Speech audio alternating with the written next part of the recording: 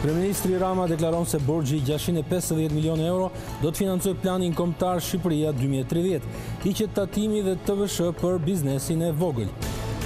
Rekord të prekurish nga koronavirusi në orët e fundit, zbulojnë 42 të infektuar, shumica në Tiranë, 8 nga pacientët janë në terapi intensive.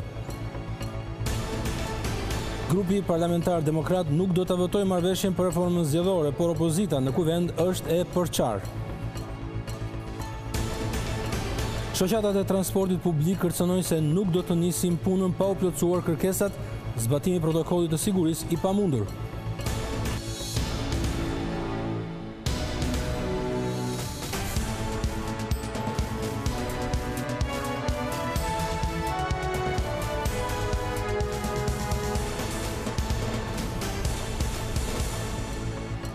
Ora është 19, mirëmbrëma, ky është edicioni qendror i lajmeve, shkojmë tani me radhë. Kryeministri Rama e quajti një sukses kredin prej 650 milion eurosh të siguruar nga emetimi i eurobondit. Tregjet e huaja, sipas tij, vlerësuan stabilitetin financiar të Shqipërisë dhe reformat. Me këto para, qeveria thotë se do të financojë planin Shqipëria 2030 që synon rimëkëmbjen ekonomike pas tërmetit dhe pandemisë.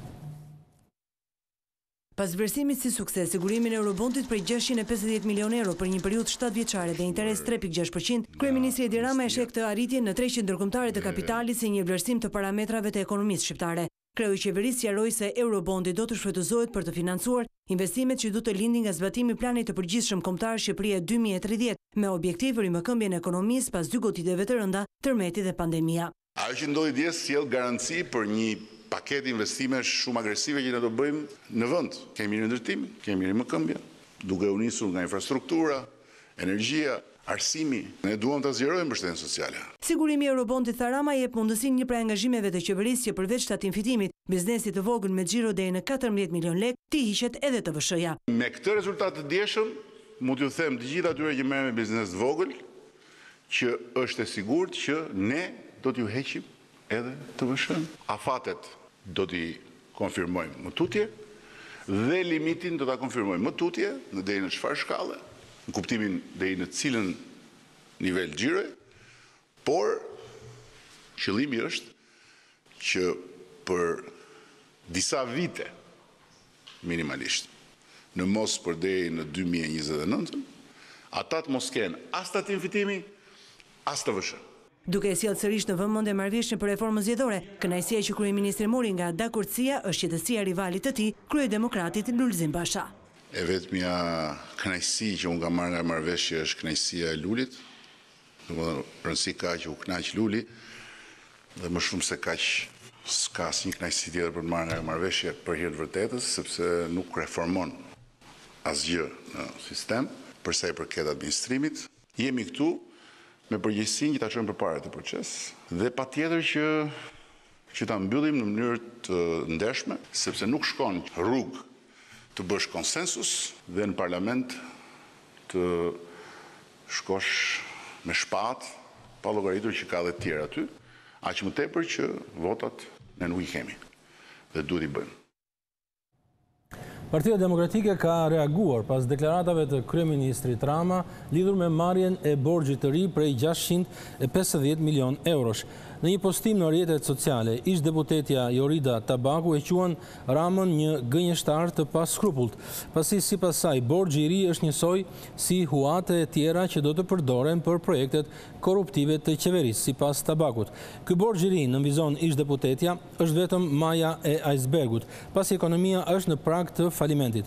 Por Rama i është kundër përgjigjur Tabakut, duke thënë se eurobondi është një sukses kuptim plot. Gjua e akuzave dhe e fyrjeve, po citoj, nuk është as argument, as shembull qytetarie në një shoqëri që ka nevojë për të pastruar në gjak dhe në mendje nga helmi i fjalëve të rënda, të cilat prej vitesh janë bërë buka dhe djathi i tregut të politikës, thot Rama në një postim të tij në rrjetet sociale. Kryetari i Partisë Demokratike Lulzim Basha ka takuar investitorët e huaj në Shqipëri, me të cilët ka diskutuar situatën ekonomike në vend. Ai premtoi lehtësira fiskale dhe luftë monopoleve në sloganin e ri Shqipëria në punë. Me mbylljen e debatit për reformën elektorale, Partia Demokratike është fokusuar tek betejë për zgjedhjet e ardhshme, ku dominon ekonomia. Gjatë një takimi me shoqatën e investitorëve të huaj, lideri i opozitës Lulzim Basha ka prezantuar platformën ekonomike të PD-s me sloganin Shqipëria në punë. Përballë shqetësimeve të investitorëve të huaj për konkurrencë të pandershme, korrupsion, burokraci e informalitet, Basha ka premtuar se kur të vijë në pushtet, e djathta do të krijojë lehtësira për të thithur sa më shumë investimet huaja. Lideri i opozitës Basha ka premtuar se ditën që do të qeverisë vendin nuk do të ketë ndryshime të papritura të ligjeve, duke garantuar kështu sigurinë juridike për investitorët. Taksa do të jetë në nivelin 9%, si dhe do të hiqet taksa e karburantit. Nga ana tjetër, kryetari i Demokratëve Basha ka premtuar luftë kundër monopoleve duke garantuar një konkurrencë të ndershme për biznesin. Por prioriteti kryesor i opozitës do të jetë hapja e vendeve të reja të punës, e plani ekonomik i Partisë Demokratike synon kapërcimin e krizës e fuqizimin e ekonomisë.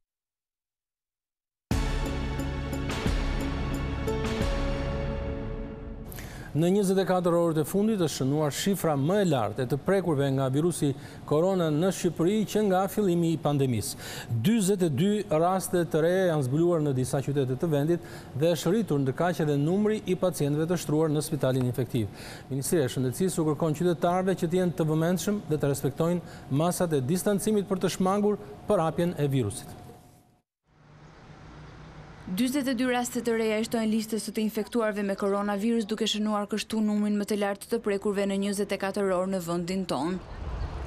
Ministria e Shëndetësisë sqaron se harta është zgjeruar dhe se mes të prekurve janë edhe 5 bluza të bardha. Janë testuar 311 persona të dyshuar dhe janë konfirmuar pozitiv 42 raste, përkatësisht 21 raste në Tiranë, 9 raste në Shkodër, 4 raste në Durrës, 3 raste në Krujë, 2 raste në Lushnjë dhe nga një rast përkatësisht në Puk, Berak dhe Ura Vajgurore. Janë testuar 80 personel shëndetësor dhe kanë rezultuar të prekur 5 prej tyre. Numri i pacientëve që kanë nevojë për kujdes shëndetësor në spitalin infektiv po rritet ndjeshëm nga dita në ditë. 8 prej tyre janë në terapi intensive, ndërsa një në intubim. Aktualisht janë 46 të shtruar pozitiv me COVID-19. 8 prej të shtruarve janë në terapi intensive, njëri prej tyre është në intubim. Edhe pse shifrat të infektuarve janë në rritje, për fat të mirë dhe numri të shëruarve ka shkuar në 980. Gjatë 24 orëve të fundit janë shëruar 20 të prekur me COVID-19, mes të cilëve 8 personel shëndetësor, duke e quar në 980 numrin e të shëruarve në vendin tonë. Janë aktualisht 327 persona aktiv me COVID-19. Në lidhje me shtimin e rasteve ka reaguar edhe Ministria e Shëndetësisë Ogerta Manastirliu, e cila u bën thirrje qytetarëve duke u kërkuar që të jenë të vëmendshëm dhe të respektojnë masat apo distancimin. Shënuar një tjetër viktim sot në mëngjes në spitalin infektiv këtu në Tiranë. Mësohet se është një e moshuar 81 vjeçare e cila ishte infektuar me sëmundjen COVID-19 në repartin e sëmundjeve interne dhe ishte transferuar në ambientet e infektivit prej disa ditësh. Por Ministria e Shëndetësisë mohon që 81 vjeçaria është viktime e virusit korona. Sipas njoftimit zyrtar, pacienta ishte në fakt pa shenja, pra asimptomatike dhe vuante nga disa sëmundje të tjera kronike bashkëshoqëruese.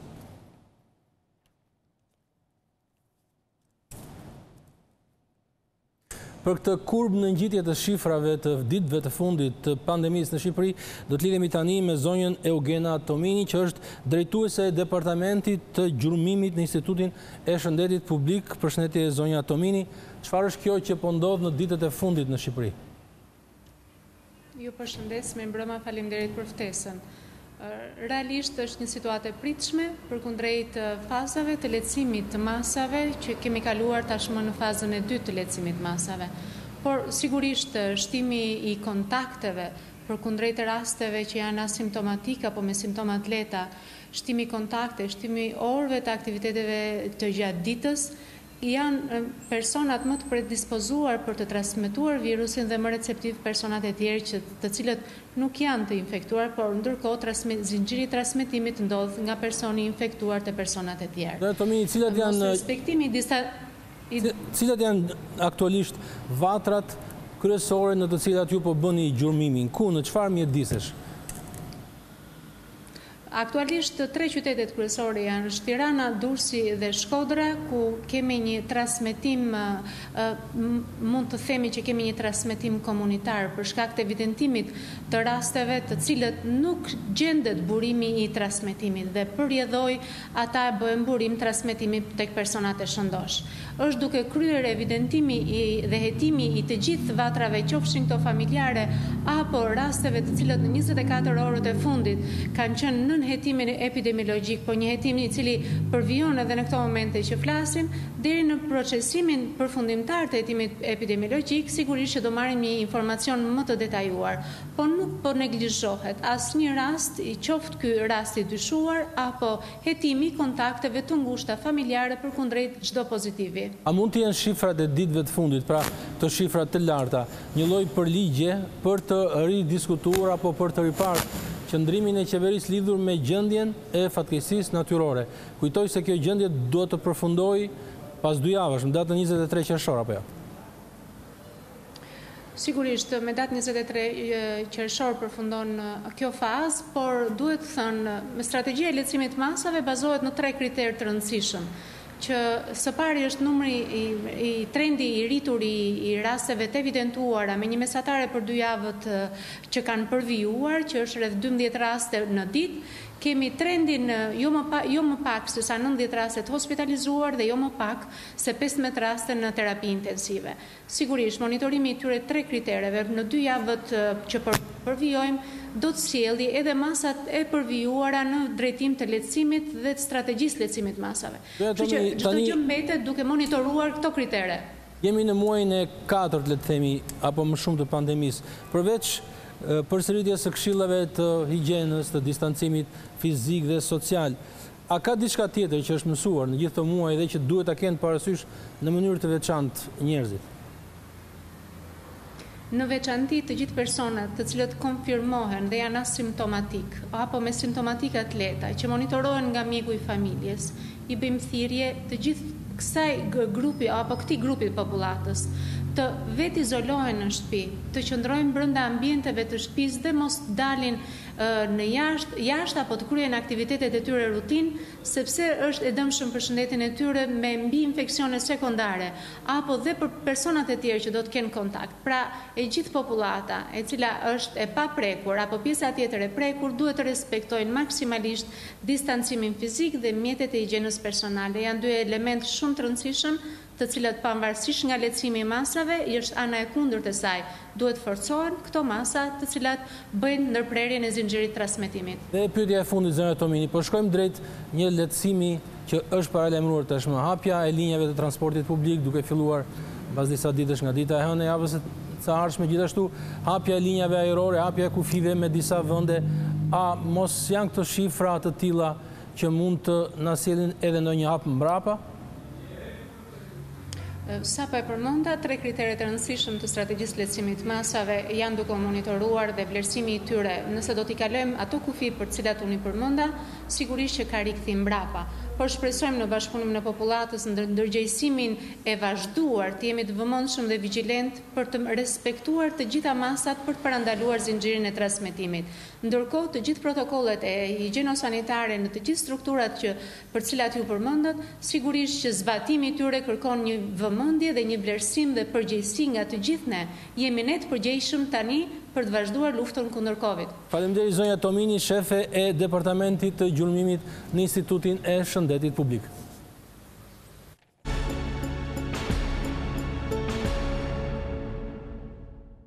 Nga politika, grupi parlamentar demokrat i kryesuar nga Myslim Murizi nuk do ta votojë marrëveshjen për reformën zgjedhore.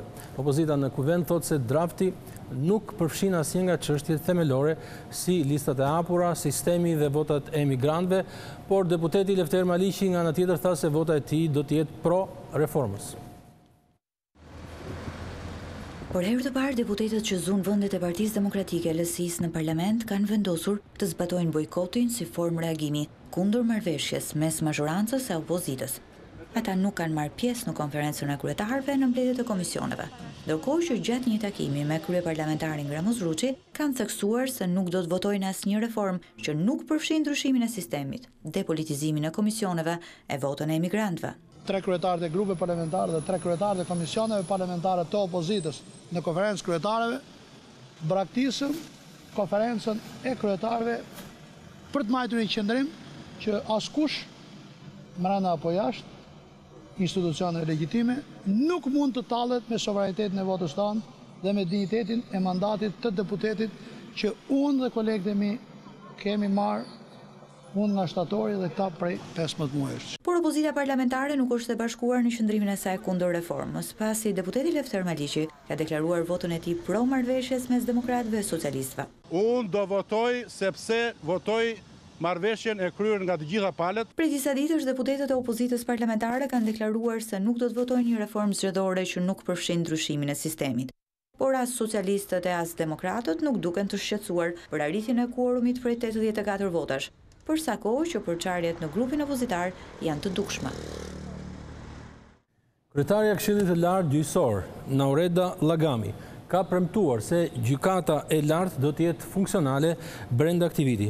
Gjatë një raportimi në Komisionin e Ligjeve, ajo theksoi se vonesat në emërimin e anëtarëve të gjykatës së lartë vijnë kryesisht nga procesi i vettingut, pasi të gjithë anëtarët që vijnë nga gjyqësori duhet ta kalojnë këtë proces me vendim të formës së prerë. Nga ana e tyre, anëtarët e Komisionit të Ligjeve kërkuan përshpejtim të procesit të vlerësimit të kandidatëve në mënyrë që gjykata e lartë të plotësohet sa më shpejt që të jetë e mundur.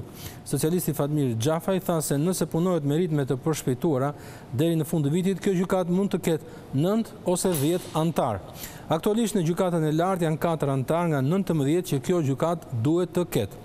Plotësimi i gjykatës së lartë është një prej kushteve që Brukseli të përcaktojë datën e konferencës së parë ndërqeveritare në procesin e negociatave për anëtarësim. Euralius dhe Obdat, 2 misionet e Bashkimit Evropian dhe të Shteteve të Bashkuara të Amerikës, kanë refuzuar të japin opinionin e tyre lidhur me çështjen e mandatit të kreut të Këshillit të Emërimeve në Drejtësi Ardian Dvorani. Misionet sqarojnë se nuk pranojnë të japin opinion për një çështje individuale, pasi kjo është një përgjegjësi ekskluzive e Këshillit të Lartë Gjyqësor. Rreth një muaj më parë, Këshilli i Lartë Gjyqësor shtyu vendimarrjen mbi mbarimin apo jo të mandatit të anëtarit të gjykatës së lartë për të marrë një opinion pikërisht nga 2 organizatat, Euralius dhe Obdat. Të premten, pra pas nesër, pritet që të zhvillohet mbledhja e Këshillit të Lartë Gjyqësor, por ende nuk dihet nëse do të përfshihet në pikat e rendit të ditës diskutimi për mandatin e gjyqtarit Ardian Dvorani. Punonësit e transportit publik dhe drejtuesit e kompanive paralajmëruan sot se nuk do të nisin punën javën e ardhshme pa u plotësuar kërkesat. Ata e quajtën të pamundur respektimin e protokollit të sigurisë dhe mbajtjen e distancës mes pasagerëve në autobus. Shoqatat e transportit protestuan para Ministrisë së Infrastrukturës, duke kërkuar plotësimin e kërkesave të paraqitura një ditë më parë. Përfaqësuesit e kompanive thonë se në rast se kërkesat nuk plotësohen, nuk do të nisë puna të hënën. Duhet që të hiqet akciza e naftës, pra taksat e naftës, me patjetër që të marrë frymë ky sektor. Të vëshoja shitje është në masën 20%, hoteleri turizmi e ka 6%. Kemi propozuar që të zbresin nivelet 0% për 2020 dhe 6% në vazhdim. Ne kërkojmë ndihmë financiare për të kapërcyer krizën në cilën ndodhemi. Ne presim nga qeveria që të na thirrë në tavolinë, të diskutojmë seriozisht dhe të marrë seriozisht kërkesat tona, për ndryshe do të konsultohemi me të gjithë operatorët për vazhdimsinë e situatës në cilën jemi. Një ndër kushtet për rifillimin e transportit publik, sipas protokollit të masave të qeverisë, është edhe funksionimi i autobusëve me kapacitetin 70%.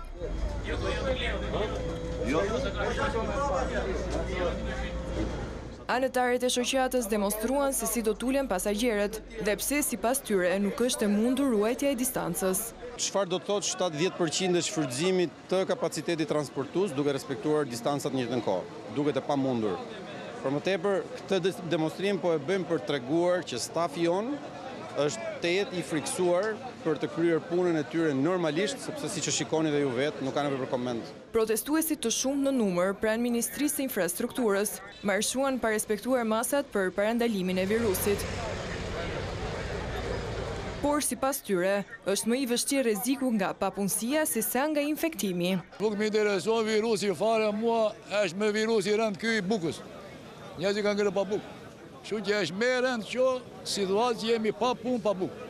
Punëtorët e sektorit të transportit publik paralajmëruan protesta të tjera në ditët në vijim. Disa lokale të ndërtuar pa leje u prishën sot gjatë një aksioni të Inspektoratit të Mbrojtjes së Territorit. Objektet ishin ndërtuar në plazhet e Velipojës dhe në Karaburun. Inspektorati Kombëtar i Mbrojtjes së Territorit në bashkëpunim me Policinë e Shtetit zhvilloi sot një aksion për shëmbjen e ndërtimeve pa leje përgjatë vijës bregdetare të Karaburunit dhe Velipojës.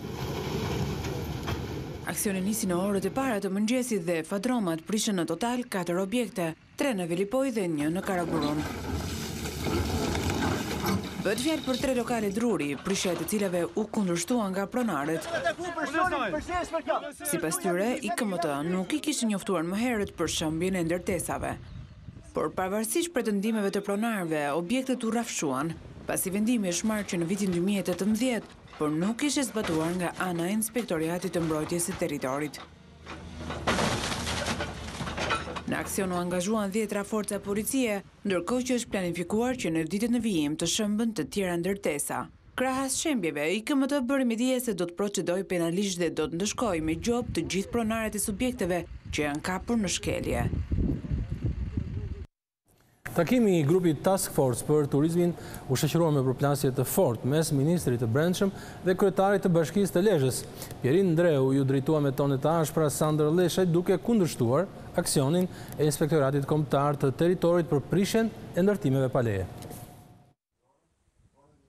Aksioni ndërmarrë nga Inspektorati Kombëtar i Mbrojtjes së Territorit për prishjen e objekteve pa leje përgjatë vijës bregdetare ka sjellë përplasje të ashpra mes kryebashkiakut të Lezhës Pjerin Ndreu dhe ministrit të Brendshëm Sandër Leshaj.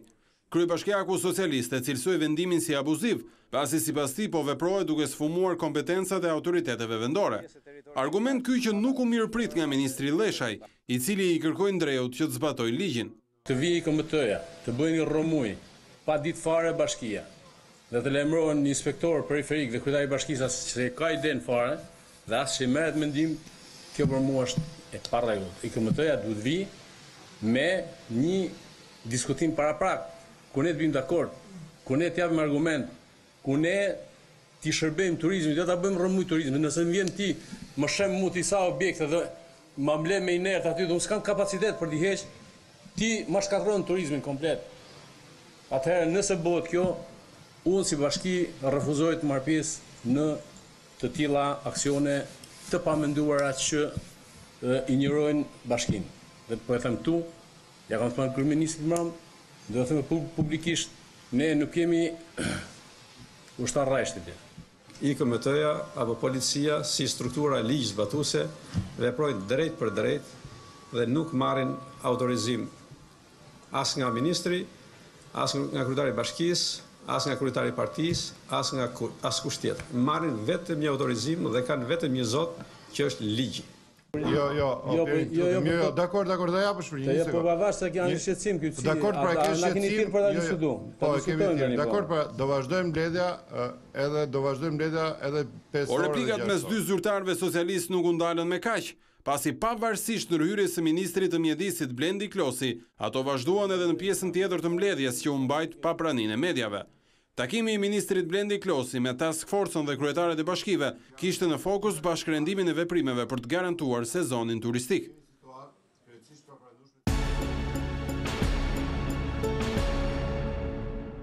Dialogu mes Kosovës dhe Serbisë pritet që të rinis gjatë samitit të ardhshëm në Paris. Deklarata vjen nga presidenti francez Macron, i cili në një letër për kryeministrin e Kosovës Abdullah Hoti në vizon se roli i Bashkimit Evropian në këtë proces duhet të mbetet qendror.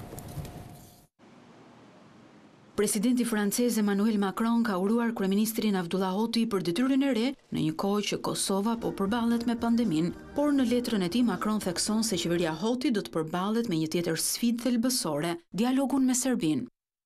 Ju takon po ashtu juve të përballeni me një sfidë tjetër thelbësore për Kosovën, duke rifilluar dialogun me Serbinë dhe duke rikërkuar zgjidhjen e mosmarrëveshjes tuaj përmes një marrëveshje gjithëpërfshirëse, përfundimtare dhe ligjërisht detyruese. Prej më shumë se një viti, Franca dhe Gjermania janë angazhuar për rifillimin e dialogut, i cili do të mund të fillohej gjatë një samiti të ardhshëm në Paris. Unë besoj në pjesëmarrjen tuaj në këtë samit dhe në gatishmërinë tuaj për të marrë masat e nevojshme për të bërë të mundur rifillimin e dialogut, ndërkohë që Serbia gjithashtu do të duhet të bëjë pjesën e saj të përpjekjeve. Presidenti francez thekson se roli BE-s në dialog mbetet sfidë edhe për Unionin. Roli BE-s duhet të mbetet qendror, sepse kjo marrëveshje është sfidë e sigurisë evropiane dhe sepse sikurse Kosova dhe Serbia kanë synim integrimin në bashkimin ton. Përfaqësuesi i lartë Josep Borrell dhe përfaqësuesi i ri special Miroslav Lajçak gëzojnë besimin tim të plot për të udhëhequr këtë ndërmjetësim. Lidhur me çështjen e dialogut, kryeministri Avdullah Oti, duke prezantuar kornizën e qeverisë së Kosovës për bisedimet me Serbinë, theksoi se procesi do të zhvillohet në ndërtimin e tij. Dialogun e udhëheq kryeministri vet. Ka pas plot diskutime nga më të ndryshme, javëve dhe muajve të fundit.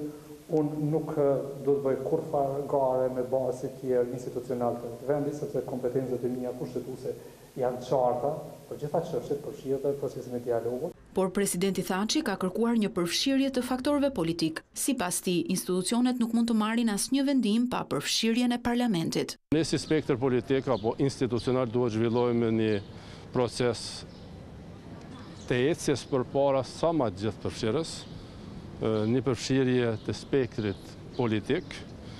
Kemi një qeveri të pakicës shqiptare që duhet të punojmë edhe me opozita, në këtë drejtim duhet të jemi shumë të kujdesshëm. Në fundit çështja i takon parlamentit.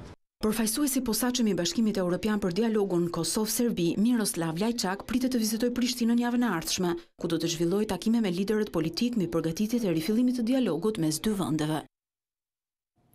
Situata e pandemisë në Maqedoninë e Veriut është rënduar. 7 pacient kanë ndruar jetë vetëm në 24 orët e fundit dhe janë zbuluar 125 raste të reja, shumica e cilëve në Shkup. Maqedonia e Veriut po përballet me një rikthim shqetësues të virusit COVID-19. Vetëm në 24 orët e fundit, autoritetet shëndetësore kanë raportuar 7 viktima dhe 125 pacient të infektuar. Ministria e Shëndetësisë ka bërë të ditur se situata paraqitet më e vështirë në Shkup, Shtip, Tetov dhe Strug.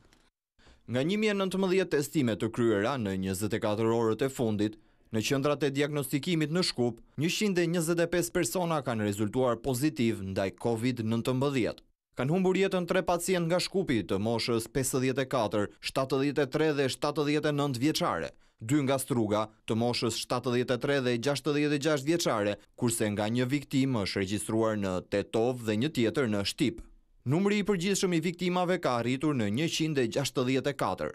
Gjendja jashtëzakonshme e 4-ta në radhë përfundon ditën e shtunë, ndërsa qeveria deri më tani nuk është shprehur e gatshme për zgjatjen e saj. Ky është edicioni qendror i lajmeve për televizionin kombëtar Vizion Plus për sot e mërkur 10 qershor. Edicioni i radhës është rreth orës 22:30. Kaloni një mbrëmje të këndshme.